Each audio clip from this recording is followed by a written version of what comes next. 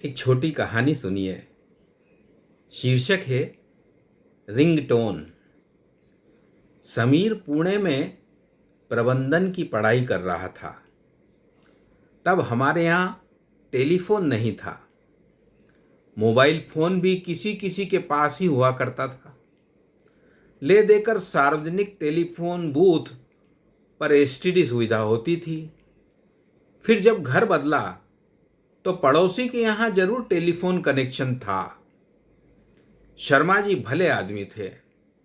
समीर को उनका telephone number दे रखा था। अक्सर वह रविवार को शर्मा जी की यहाँ फोन लगाकर हमसे बातचीत कर लिया करता था। जब भी रविवार आता, माँ सुबह से ही समीर के फोन का इंतजार करने लगती। हम उनकी इस अधीरता का मजा लिया करते थे। वह कहती, हाँ इंतजार तो रहता ही है, मूल से प्यारा जो ब्याज होता है। शर्मा जी के घर पर रविवार को सुबह जब टेलीफोन की घंटी बजती तो पत्नी रसोई में गैस पर रखे कुकर को नीचे उतार लेती थी। माँ के कान चौकन्ने हो जाते थे। हम सब शर्मा जी की आवाज़ का बेसब्री से इंतजार करने लगते थे कि थोड़ी देर में ही वहीं से कोई कहेगा, फोन आया है पूना से, बात कर लीजिए। माँ सबसे पहले दौड़ पड़ती पोते के हालचाल जानने के लिए। वह रविवार मुझे अब तक याद है जब माँ की बेचैनी मुझसे देखी न गई। शर्मा जी किसी शादी में गए हुए थे। उनके घर के दरवाजे पर ताला पड़ा हुआ था। अंदर टेलीफोन की घंटी घनघना रही थी। बंद दरवाजों के पीछे से समीर जैसे बहुत देर तक हमें पुकारता रहा था। फिर एकाएक समय बहुत तेजी से बदलने लगा। देश में संचार क्रांति आ गई। मोबाइल फोन जैसे शरीर का हिस्सा हो गए। बैंक की नौकरी के चलते तीसरे साल हमारा तबादला हो जाता था। माँ भी नए शहर और नए घर में हमारे साथ ही होती थी। कोर्स पूरा होते ही समीर का भी कैंपस सिलेक्शन हो गया। अब वह नौकरी के कारण दिल्ली पहुंच गया था। उसके पास अपना मोबाइल था। जब चाहता हमसे बात कर लिया करता। लेकिन बात करने में अब वह बात नहीं रही जो शर्मा जी के लैंडलाइन फोन में होती थी। हर 3 साल में बैंक से मुझे नया मोबाइल हैंडसेट मिलता था। पुराने हैंडसेट पत्नी बेटी को हस्तांतरित होते गए।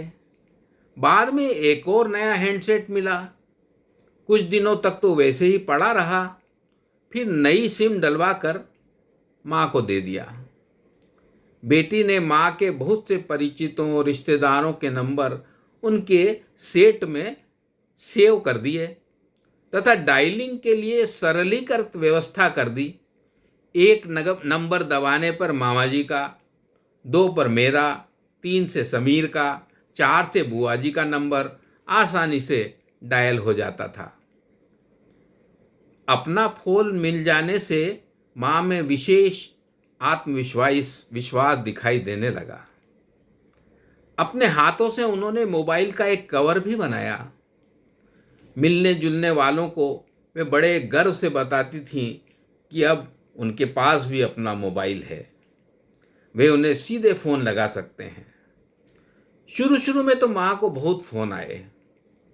वह भी अपने मोबाइल से भाइयों, देवरानी आदि से बात कर लिया करती थी। हालचाल जानने के साथ साथ उनका समय भी कट जाया करता था। मन बहल जाता और उसके बाद स्मृतियों के संसार में वे घंटों खोई रहती। महीने 2 महीने तक ही ये सिलसिला चलता रहा। फिर कम हो गए माँ को फ़ोन आना। माँ का मोबाइल ज़्यादातर खामोश रहने लगा। पिताजी की तस्वीर के पास अक्सर माँ का चश्मा और मोबाइल रखा होता था। कभी रिंगटोन बजती तो माँ फ़ोन कान से लगाती हुई गुड़हल के पेड़ के समीप आकर सुनने लगती। बहुत देर तक फ़ोन चलता रहता। बात समाप्त होने पर मोबाइल पिताजी की तस्वीर के पास रखकर फिर अपने कामकाज में वे जुट जाती। बहुत दिनों तक हम यही समझते रहे कि समीर माँ को फ़ोन करता होगा, लेकिन फ़ोन सुनने के बाद उनके चेहरे के भावों से ऐसा नहीं लगता था कि पोते से बात हुई है। मैं उनसे पूछता कि किससे बात हुई है, तो वे अक्सर टाल जाती, बताती नहीं कि किसका फ़ोन था। पत्नी बेटी ने भी पूछकर देख लिया, लेकिन सफलता नहीं मिली। अब हमारे लिए जिज्ञासा नहीं रही, बल्कि माँ को आने वाला फ़ोन कॉल हमारे लिए अब चिंता की बात हो गई थी। बुजुर्गों को ठगने लूटने की घटनाएं आम हो गई हैं। हमारी परेशानी स्वाभाविक थी। कहीं कोई बदमाश माँ को परेशान तो नहीं कर रहा? कहीं कोई बदमाश माँ को परेशान तो नहीं कर रहा?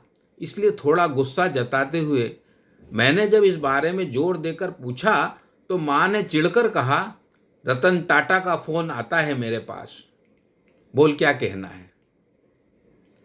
माँ के इस तरह चिढ़ जाने से मैं चुप हो गया और घूमने के लिए घर से बाहर निकल गया।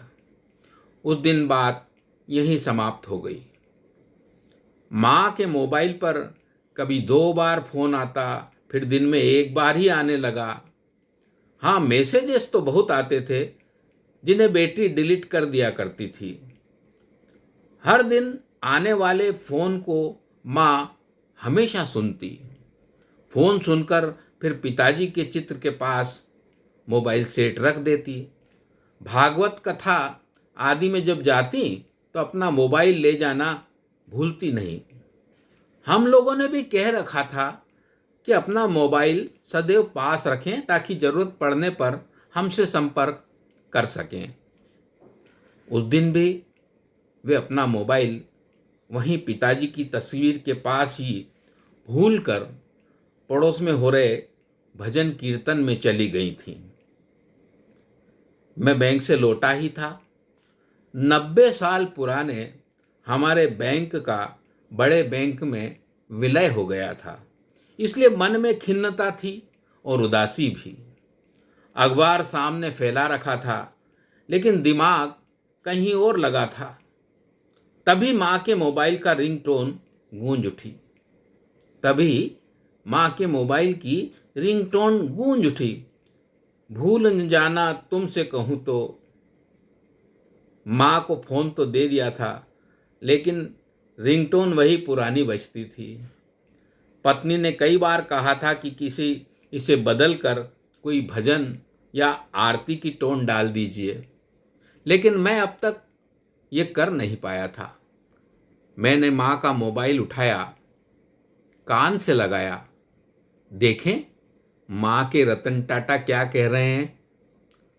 सामने से आवाज़ आ रही थी, इस गाने को रिंगटोन बनाने के लिए कृपया 1 दबाएं। मैंने एक गाना सुना, फिर दूसरा सुना। कुल 8 लोकप्रिय गीतों के मुखड़े रतन टाटा ने मुझे सुनाए। माँ के मित्र ने मेरी उदासी भी कुछ देर के लिए दूर कर दी थी। ये थी कहानी रिंगटोन। धन्यवाद।